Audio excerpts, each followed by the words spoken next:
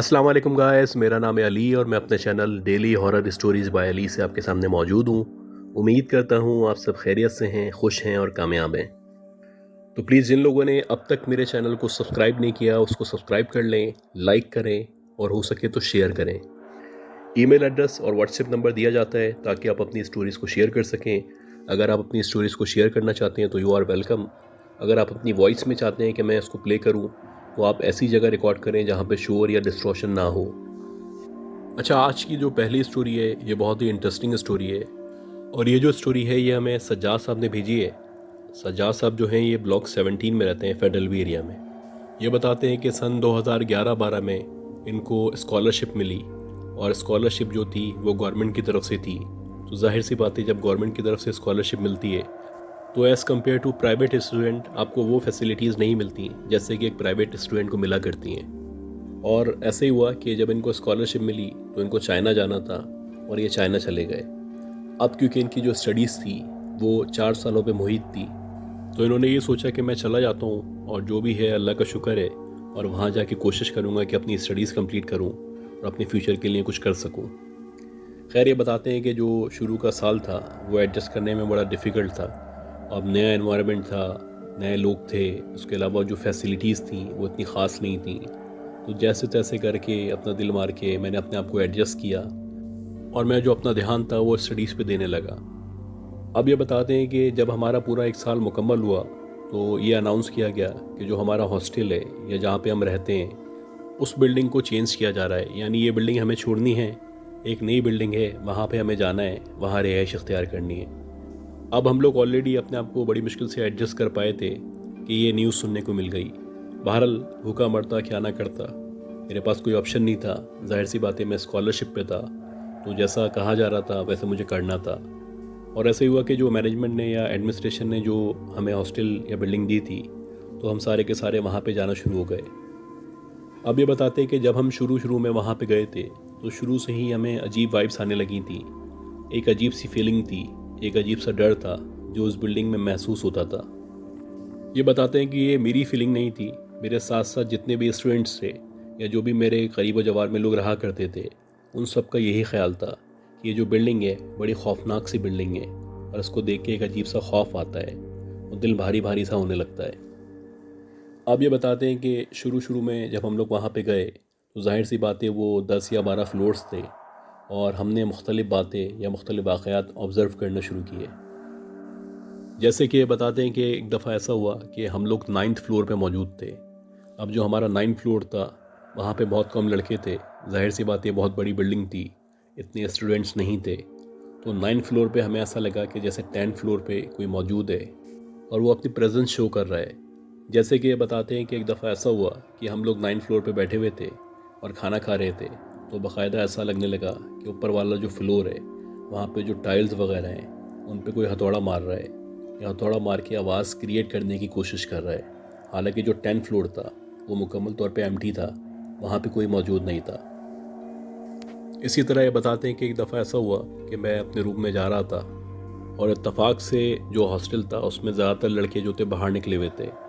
अब जो मेरा रूम था वो 3rd फ्लोर पे था और मैं जैसे ही रूम के अंदर एंटर हुआ यानी मैंने अनलॉक किया, ताला खोला, तो मुझे एकदम से ऐसा लगा कि शायद रूम के अंदर कोई मौजूद है। काफ़ी गौर करने के बाद जब मुझे यकीन हो चला कि अंदर कोई मौजूद है मैंने सोचा कि लाइट जलाता हूँ और जैसे ही मैंने लाइट जलाई तो मुझे ऐसा लगा जैसे जो मेरे रूम की खिड़की थी उसमें से निकल के कोई भागा है या कूदा है। हालांकि ये जो खिड़की थी इसके आगे एक ग्रिल मौजूद थी जो लोहे की थी, यानी खिड़की से ना कोई अंदर आ सकता था ना जा सकता था, लेकिन मैंने बाकायदा महसूस किया था जैसे खिड़की के अंदर से कोई कूदा है और बाहर की तरफ गया है। इसी तरह ये बताते हैं कि एक दफ़ा ऐसा हुआ कि रात के तकरीबन 11 साढ़े 11 बजे का टाइम था। मुझे शदीद भूख लग रही थी तो मैंने जो खाना था वो ऑर्डर किया। जैसे कि ऑनलाइन आप पाकिस्तान में खाना ऑर्डर करते हैं इसी तरह मैंने वहाँ पे खाना ऑर्डर किया। अब जो हमारा हॉस्टल था उसमें तरीका ये था कि अगर आप कोई पार्सल मंगवाते हैं या खाना वगैरह मंगवाते हैं तो आपको गेट पे जाके ख़ुद रिसीव करना है, कोई आपको ला के नहीं देगा। और ऐसे ही हुआ कि जब वो खाने वाला राइडर पहुंचा तो उसने मुझे कॉल की और जब उसने मुझे कॉल की तो मैं नीचे की तरफ जाने लगा और मैंने सोचा कि बस जल्दी से खाना लेके ऊपर आ जाता हूँ और फिर खाना खा लूँगा। अब ये बताते हैं कि जब मैं उस खाने वाले के पास पहुंचा, मैंने खाना लिया और वापस आने लगा। तो जब हम वापस आते थे तो एक कॉरिडोर था जो रास्ते में पड़ा करता था, और उधर एक टेबल पड़ी हुई थी जो बहुत पुरानी टेबल थी। खैर, जैसे ही मैं कॉरिडोर के अंदर एंटर हुआ तो एकदम से मेरी नज़र टेबल पे पड़ी, और जब मेरी नज़र टेबल पे पड़ी तो मुझे बाकायदा एहसास होने लगा कि वो जो टेबल है उसके नीचे या उसके पीछे कोई बैठा हुआ है। पहले तो मुझे लगा कि शायद ये मेरा वहम है, लेकिन जब मैंने गौर किया तो बाकायदा एहसास होने लगा जैसे कोई उसके नीचे मौजूद है। अब ये बताते हैं कि जैसे जैसे मैं करीब बढ़ रहा था, मेरे दिल की धड़कनें तेज़ हो रही थी और मुझे यकीन था कि कोई ना कोई है जो उसके नीचे मौजूद है या बैठा हुआ है। अब ये बताते हैं कि जब मैं बिल्कुल करीब पहुंचा और मैंने टेबल के नीचे की तरफ देखा तो एकदम से मेरे होश उड़ गए, मेरी चीख निकल गई, क्योंकि मैंने देखा कि वो जो टेबल थी उसके नीचे बाकायदा एक बच्चा है जो तकरीबन 1.5 या 2 साल का है। वो खड़ा हुआ है और मेरी तरफ देख के मुस्कुरा रहा है। अब ये बताते हैं कि ये बॉयज़ हॉस्टल था, जाहिर सी बात है यहाँ पे किसी बच्चे का कोई काम था ही नहीं। खैर, मुख्तलिफ़ ख़यालात मेरे जहन में चल रहे थे, तो मैंने सोचा कि मैं आगे बढ़ना शुरू करता हूँ बजाय इसके कि मैं इसके सामने खड़ा रहूँ या इसको देखता रहूँ। मैं बहुत बुरी तरह डर चुका था और आहिस्ता आहिस्ता करके कदम आगे बढ़ा रहा था, और जो भी आयत वगैरह मुझे याद थी मैं मुसलसल उनका ज़िक्र कर रहा था। अब ये बताते हैं कि जैसे जैसे मैं आगे बढ़ रहा था तो मुझे ऐसा लग रहा था कि मेरे कदम भारी होना शुरू हो गए, मेरे लिए चलना मुश्किल होता चला जा रहा है। खैर, जैसे तैसे मैं कॉरिडोर के कोने पे पहुंचा, और जब मैं वहाँ पे पहुंचा और मैंने पलट के देखा तो वहाँ पे कोई बच्चा मौजूद नहीं था। अब ये बताते हैं कि मुझे अच्छी तरह याद था कि मैंने गौर किया था और 2 से 3 मरतबा उस बच्चे को देखा था, और देखते ही देखते वो बच्चा मेरे सामने गायब हो चुका था। अब ये बताते हैं कि जैसे तैसे करके मैं अपने रूम में पहुंचा और मुझे एहसास होने लगा कि जैसे कि मेरी तबीयत जो है वो बोझल हो चुकी है, भारी भारी सी हो चुकी है, और ऐसा लग रहा था कि अब मुझे बुखार होना शुरू हो गया है। खैर, ये बताते हैं कि मैं जैसी बेड पे लेटा तो मुझे नींद आ गई, और जब सुबह उठा बाकी जो स्टूडेंट्स थे या बाकी जो हॉस्टल मेट्स थे उनसे मुलाकात हुई तो उनको मैंने ये सारा वाक़या बताया, और मेरा सारा वाक़या सुनने के बाद 3-4 लोगों ने इस चीज़ की कंफर्मेशन की कि हाँ, उन्होंने भी उस कॉरिडोर में उस टेबल के पास एक बच्चे को अक्सर खड़ा हुआ देखा है। अब ये बताते हैं कि इसी तरह हर रोज़ नए नए वाक़यात रिपोर्ट होने लगे, और हम सब जो स्टूडेंट्स थे वो जो हमारी एडमिनिस्ट्रेशन थी उनको जाके बताते थे, तो वो बोलते थे ऐसा कुछ नहीं है, ये सब आपकी बनाई हुई बातें हैं, इसका हकीकत से कोई ताल्लुक़ नहीं है। खैर, ये बताते हैं ज़ाहिर सी बातें हमें उस हॉस्टल में या उस बिल्डिंग में गुजारा करना था, तो हम लोगों ने डिसाइड कर लिया था कि जितने भी स्टूडेंट्स थे वो सब के सब ख़ास तौर पे रात में जब भी निकलेंगे तो ग्रुप की सूरत में निकलेंगे। कहीं जाना है तो ग्रुप की सूरत में आएंगे, कहीं से आना है या कोई काम करना है, इवन कि किचन में भी जाना है तो एक ना एक बंदा साथ होगा। ये बताते हैं कि जैसा हमने फिर प्लान किया था उसके मुताबिक हम लोग चलते रहे। जैसे तैसे करके हमने जो भी साल थे अपने कंप्लीट किए, और अल्लाह का शुक्र है कि उस हॉस्टल से, उस जगह से हमारी जान छूटी। लेकिन अभी भी कहा जाता है कि उस हॉस्टल में, उस बिल्डिंग में बहुत सारे वाक़यात हैं जो पेश आते हैं। अच्छा, इसी तरह की एक स्टोरी है जो हमें शेयर की है मिस शहला ने, और ये बताती हैं कि ये बेसिकली कराची से ताल्लुक़ रखती हैं, लेकिन जो इनकी नानी है या इनका ननियाल है वो इस्लामाबाद में रहता है। ये बताती हैं कि साल में 1 या 2 दफ़ा हमारी सारी की सारी फैमिली जो है वो अपनी नानी के घर जाती है, और कोशिश करते हैं कि 10 से 15 दिन वहाँ पे गुजारें और वापस आ जाएं। ये बताती हैं कि इसी तरह जो अभी जून में इसी साल यानी 2022 में जून में जब हम गए थे तो हमें वहाँ जाके पता चला कि जो हमारे मामू हैं वो बेसिकली अपना घर जो है वो शिफ्ट कर रहे हैं।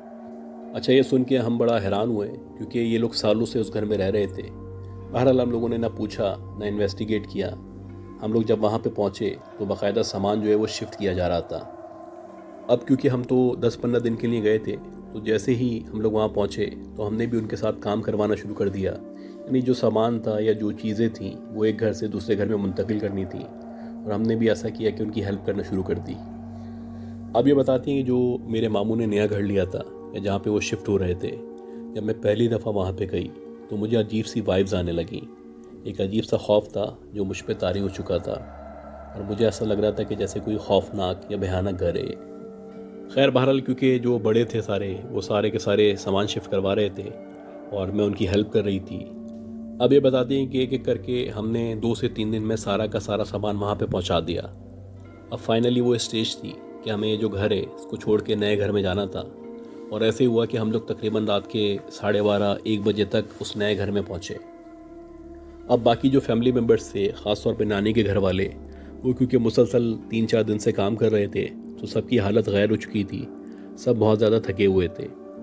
خیر یہ بتاتی ہے کہ باری باری کر کے ایک ایک کر کے سارے کے سارے سو گئے۔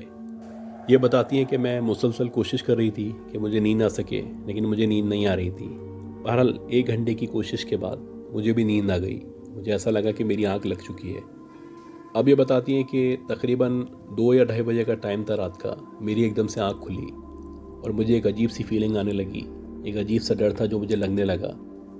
ظاہر سی بات ہے، ایک نیا گھر بھی تھا اور نئی جگہ آپ جب بھی آتے ہیں تو وہاں پہ رکنا، رہائش اختیار کرنا، خاص طور پہ سونا بڑا مشکل ہوتا ہے۔ کافی دیر کروٹیں بدلنے کے بعد جب مجھے نیند نہیں آئی تو میں نے سوچا کہ میں ایک بک نکال لیتی ہوں اور اس کو پڑھنا شروع کر دیتی ہوں، اور ایسے ہوا کہ میں نے سامنے سے بک اٹھائی، اس کو پڑھنا شروع کر دیا۔ یہ بتاتی ہیں کہ 10 سے 15 منٹ ہی گزرے تھے کہ ایک دم سے مجھے ایسا لگا کہ یہ جو نیا گھر ہے اس کی گیلری میں کوئی موجود ہے، یا کسی کے چلنے کی آواز آ رہی ہے۔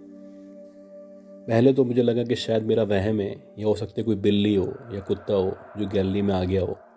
بہرحال جب میں مسلسل غور کرتی رہی تو مجھے باقاعدہ لگنے لگا جیسے کہ کسی کتے یا بلی کی آواز نہیں ہے، یہ باقاعدہ کسی انسان کے چلنے کی آواز ہے، یا اس کے قدموں کی آواز ہے جو مجھے آ رہی ہے۔ اب یہ بتاتی ہے کہ کافی دیر تک مجھے آوازیں آتی رہیں، یہ باقاعدہ جیسے کوئی موو کر رہا ہے، اور کچھ دیر کے بعد باقاعدہ اس طرح کی آوازیں آنے لگیں کہ اب جیسے کوئی میری طرف بڑھ رہا ہے یا میرے قریب آنا چاہ رہا ہے، کیونکہ جب آپ کے قریب کوئی آتا ہے تو اس کے قدموں کی آواز آہستہ آہستہ کر کے بڑھتی چلی آتی ہے۔ یہ بتاتی ہے کہ ایسے ہی ہوا کہ آہستہ آہستہ وہ آواز بڑھتی چلی گئی، اور اب مجھے محسوس ہونے لگا کہ جہاں پہ میں لیٹی ہوئی ہوں یا جہاں پہ میں سو رہی ہوں اس کمرے کے باہر کوئی موجود ہے۔ اب یہ بتاتی ہے کہ میرے دل کی دھڑکنیں بہت تیز ہو چکی تھی، مجھے ٹھنڈے ٹھنڈے پسینے آ رہے تھے، شدید خوف کا عالم تھا، میری سمجھ نہیں آ رہا تھا کہ میں کیا کروں۔ کہ اسی دورانیے میں ایک دم سے گیٹ کھلا، اور جب گیٹ کھلا تو میں نے ایک عجیب منظر دیکھا، اور وہ منظر یہ تھا کہ سامنے سے ایک عورت جس نے وائٹ کپڑے پہنے ہوئے ہیں اور اس کے بال بھی سفید ہی ہیں، وہ اندر کی طرف چلتی ہوئی آ رہی ہے، اور اس کے ہاتھ میں باقاعدہ کوئی کینڈل یا کوئی لیمپ موجود ہے جو لے کے وہ میری طرف چلتی ہوئی آ رہی ہے۔ اب یہ بتاتی ہیں کہ جیسے جیسے وہ میرے قریب آ رہی تھی یا میری طرف چلتی ہوئی آ رہی تھی، میری حالت غیر ہوتی چلی آ رہی تھی، میری سمجھ نہیں آ رہا تھا کہ یہ کون عورت ہے جس کو میں جانتی بھی نہیں ہوں، اور یہ ایک دم کہاں سے آ گئی ہے۔ بہرحال میں انہی خیالات میں گم تھی، اور اب مجھے لگنے لگا تھا میرا دم گھٹ جائے گا، کہ اسی دورانیے میں جو میرے برابر میں بہن سو رہی تھی اس کو میں نے کوہنی سے مار کے اٹھانے کی کوشش کی۔ یہ بتاتی ہے کہ جو کچھ ہو رہا تھا یہ کچھ سیکنڈز میں محیط تھا، اور مسلسل میں کوشش کر رہی تھی کہ کسی بھی طرح میری بہن اٹھ کے بیٹھ جائے، لیکن وہ اٹھنے کا نام ہی نہیں لے رہی تھی۔ اب یہ بتاتی ہے کہ وہ جو عورت تھی وہ مسلسل میرے قریب آتی چلی جا رہی تھی، اور باقاعدہ میرے برابر میں سے ہوتی ہوئی سامنے ایک ٹیبل تھی، اس کے پاس جا کے کھڑی ہو گئی۔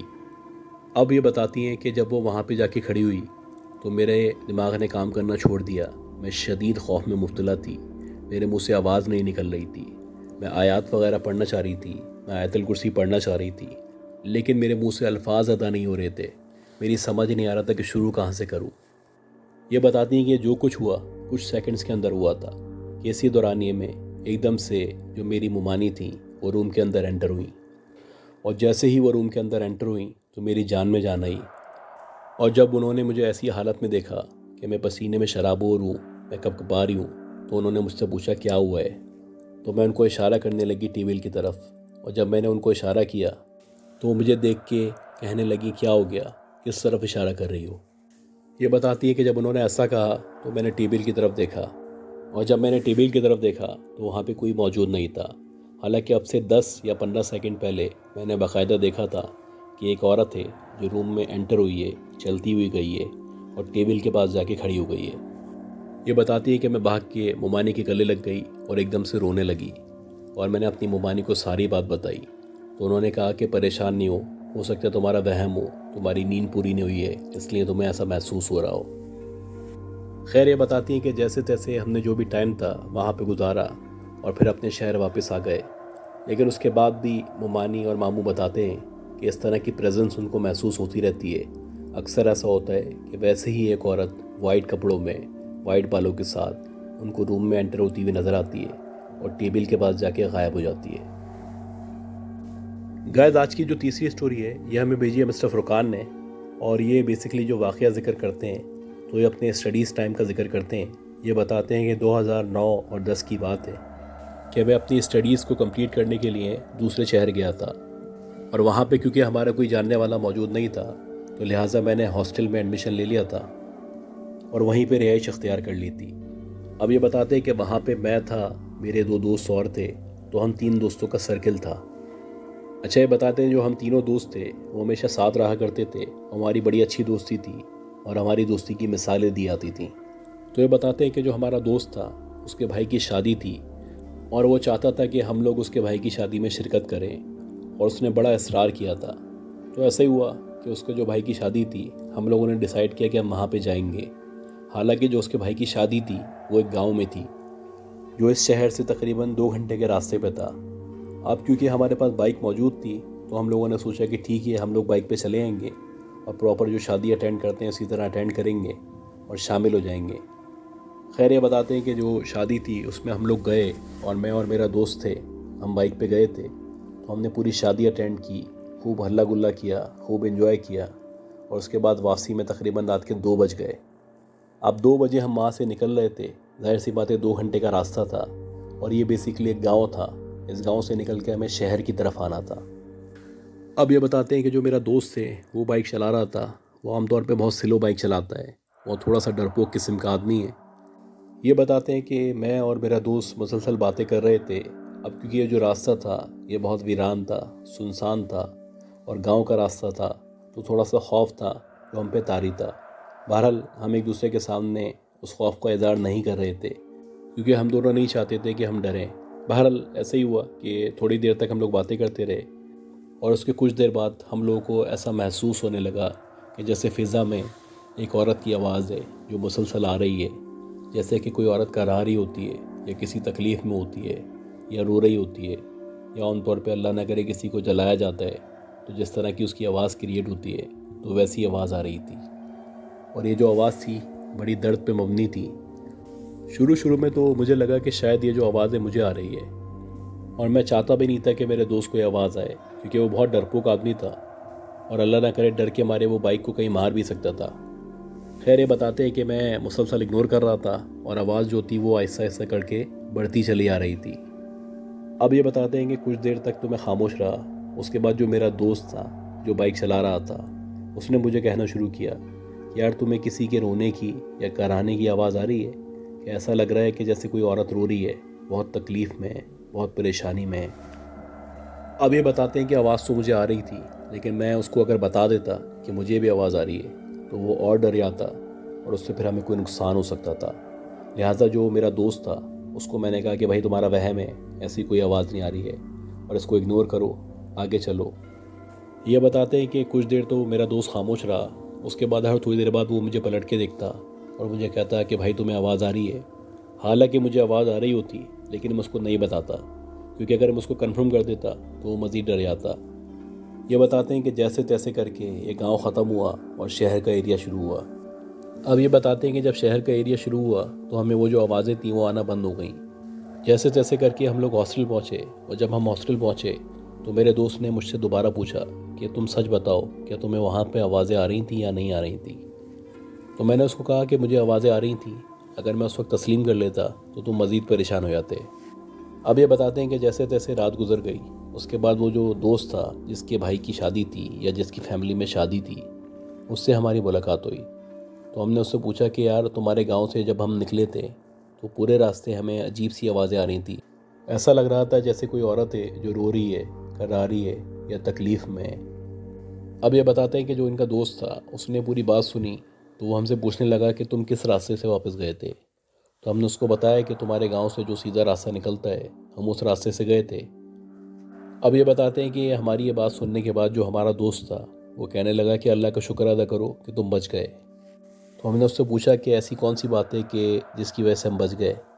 تو وہ کہنے لگا کہ کہا جاتا ہے کہ جہاں سے تم لوگ گزرے تھے وہاں پہ ایک دفعہ ایک عورت کو جلا دیا گیا تھا، اور جب اس کو جلایا گیا تھا تو اس کے بعد سے وہاں پہ اس طرح کے واقعات پیش آتے ہیں اور کافی سارے لوگوں نے وٹنس کیا ہے کہ وہاں پہ وہ عورت نظر آتی ہے، اور اکثر لوگوں کا کہنا ہے کہ وہ لوگوں کو ڈراتی ہے، نقصان پہنچانے کی کوشش کرتی ہے۔ تو جو ہمارے گاؤں والے ہیں جب بھی وہ اس راستے سے گزرتے ہیں یا آتے جاتے ہیں، پہلے تو وہ کوشش کرتے ہیں کہ رات میں نہ آنا جانا ہو، اور اگر آنا جانا بھی ہوتا ہے تو وہ مسلسل آیت وغیرہ پڑھتے رہتے ہیں تاکہ ان کو کوئی نقصان نہ ہو۔ تو گائز امید کرتا ہوں آپ کو یہ اسٹوریز پسند آئی ہوں گی۔ اگر آپ کو یہ اسٹوریز پسند آئی ہیں تو پلیز میرے چینل کو لائک کریں، سبسکرائب کریں اور شیئر کریں۔ دعا میں رکھیں کہ اللہ ہم سب کو صحت دے، زندگی دے، کامیابی دے۔ اپنا خیال رکھیے گا۔ اللہ حافظ۔